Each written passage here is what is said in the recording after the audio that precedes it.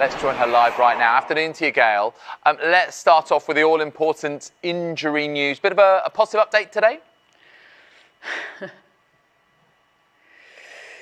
Yes. Been like that a lot this season, hasn't it? Because defensively, Arsenal have really struggled to put out the same back four. Well, if you look at the stat against Fulham, 1-1 it finished. That was their 9th defensive back four in 15 Premier League games. And we know, don't we, how good Arsenal are defensively when they've got Saliba and Gabriel at the rock, at the heart of their defence. And the good news is Gabriel should be available. He's been missing since the West Ham game with a muscular problem.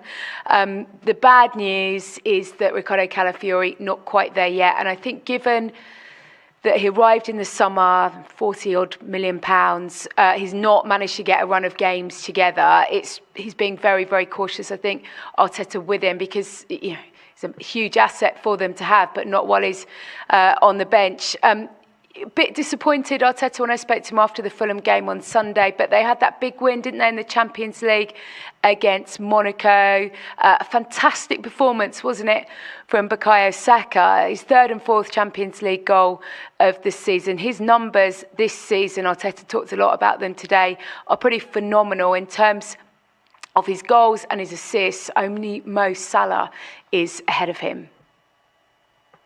There's still so much to do. There's everything to win, still. So that's the motivation, the fact that he wants to be better every single day, that he wants to keep pushing this football club, this team to a higher level. And that's it. He doesn't need. If I have to motivate him, that's a problem. That's within him. He's only young, but would you say that right now Bukayo Saka is world class? I don't know. I don't like putting labels to players. He's exceptional. He's exceptional what he does. He's doing it very consistently. Now we need to go to the next step and win things collectively as well, probably to get that label, and that's the aim.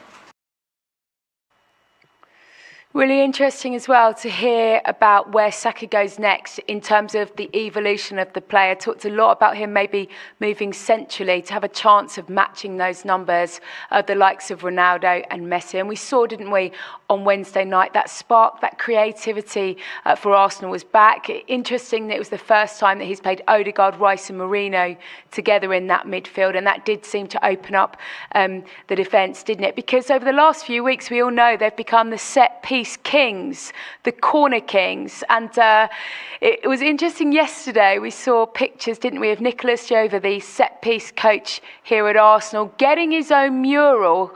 My goodness, since when did set-piece coaches get that sort of notoriety? He's become a household name, hasn't he? And Arteta was happy about it and said he probably was going to enjoy the mural himself. So happy. He fully deserves it, the same as many other staff and coaches. So it's great that the attention is not just on the players or sometimes the manager. That our supporters can think that way and someone can be so creative, and it makes people value and be recognized. And I think it's something really good. Has he seen it yet? He obviously hasn't seen it. Is he going to go and you showed him, yeah? Have a look past? Did he like it? He would say, "Oh, well, he would love it."